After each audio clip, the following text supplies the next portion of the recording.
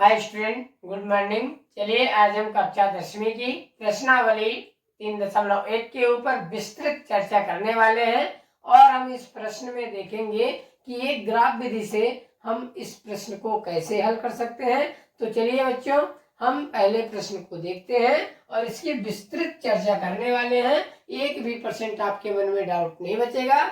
हम इसे ग्राफ विधि से बिल्कुल ही आसान शब्दों में, आसान भाषा में देखेंगे, है ना। तो चलिए स्टार्ट करते हैं। प्रश्न नंबर 1, तो निम्न समस्याओं में रैखिक समीकरणों के युग्म बनाइए। क्या बनाना है? समीकरण का युग्म हमें बनाना है। इस कथन को पूरा पढ़ना है। पढ़ने के बाद तो हमें क्या बनाना है? समीकरण बनाना है, ठीक है। और उनके ग्राफी विधि से हल ज्ञात करना है। आपको कैलकुलेशन नहीं करना है, आपको ग्राफ के माध्यम से प्रश्नों के उत्तर को प्राप्त करना है। तो हम चलिए स्टार्ट करते हैं। यदि आप हमारे चैनल पे नए हैं तो चैनल को सब्सक्राइब जरूर करिएगा। इससे हमें एक मोटिवेशन मिलता है ताकि हम इस तरह से वीडियो बना सकें और आपकी सेवा कर सकें। तो चलिए हम शुरू करते हैं। कक्षा 10वीं के 10 विद्यार्थियों ने एक गणित की पहेली प्रतियोगिता में भाग लिया, है ना।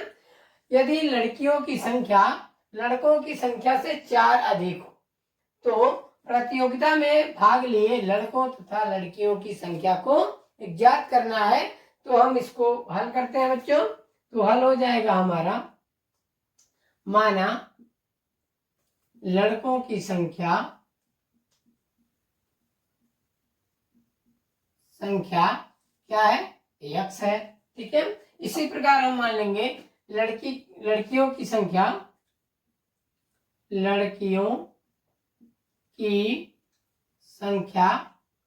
कितना हो जाएगा? y है ना। और कुल विद्यार्थी कितना हुए बच्चों?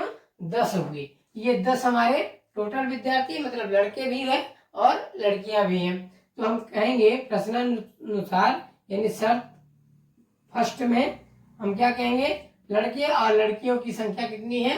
10। तो x + y = 10, समीकरण नंबर 1, ठीक है। समीकरण का युग्म बनाना है तो हमें 2 समीकरण बनाना है, ठीक है ना।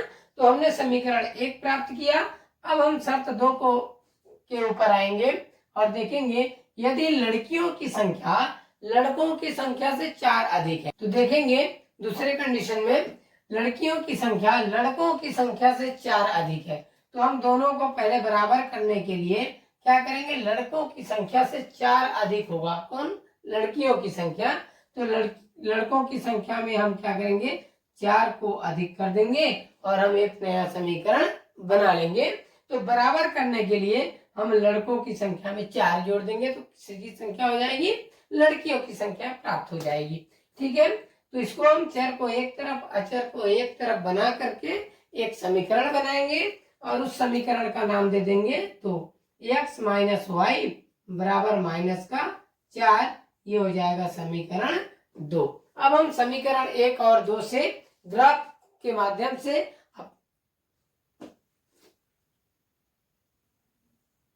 अब हम देखेंगे समीकरण 1 से कुछ मान x के अपने से मानेंगे और उसी में से y का मान प्राप्त कर लेंगे।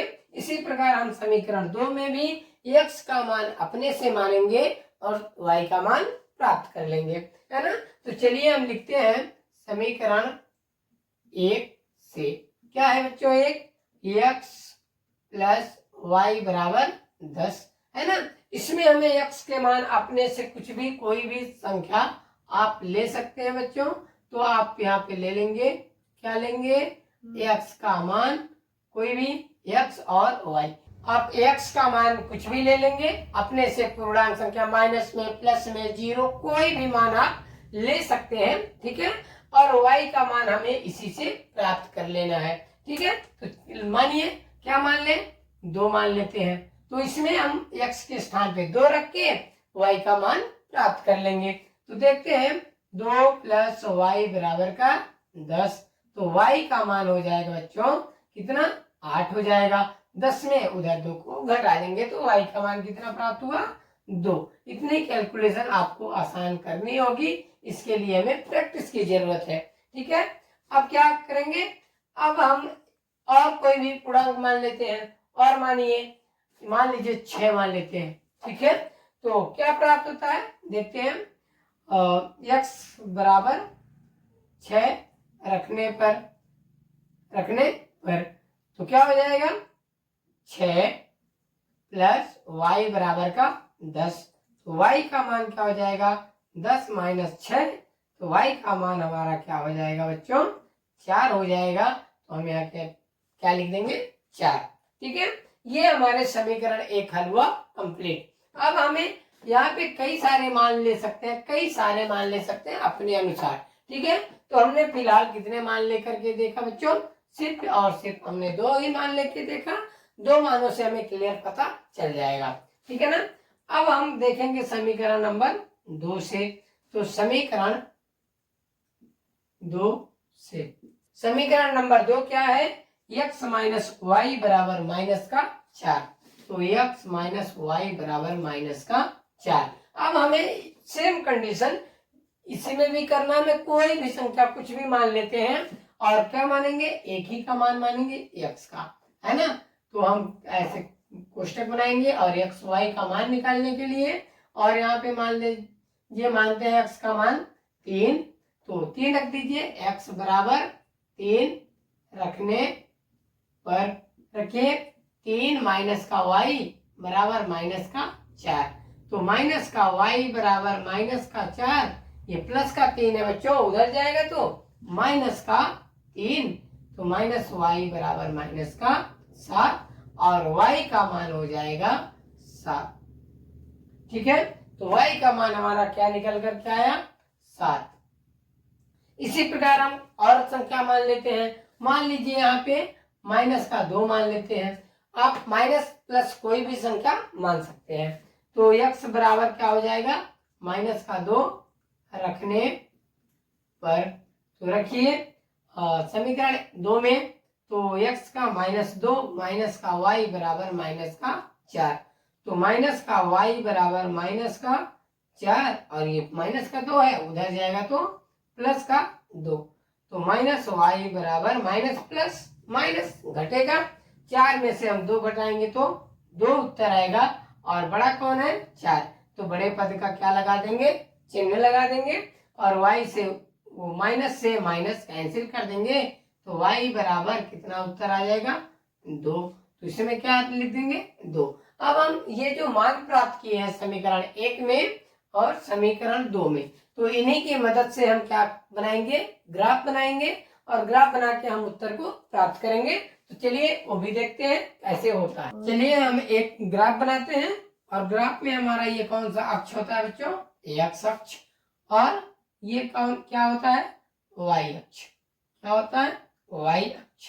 तो हम इसमें इन संख्याओं के मदद से हम क्या करेंगे, यहाँ पे संख्या लेंगे, तो हमारा एक ऊपर की ओर प्लस में होती है, y अक्ष के ऊपर की ओर प्लस की होती है, और x अक्ष में दाईं ओर प्लस में होती है, नीचे और बाईं ओर माइनस में होती है। तो उन्हीं संख्याओं को हम रखते हैं 1 2 3 4 5 6 7 8, 3 4 5 6 7 8, -1 -2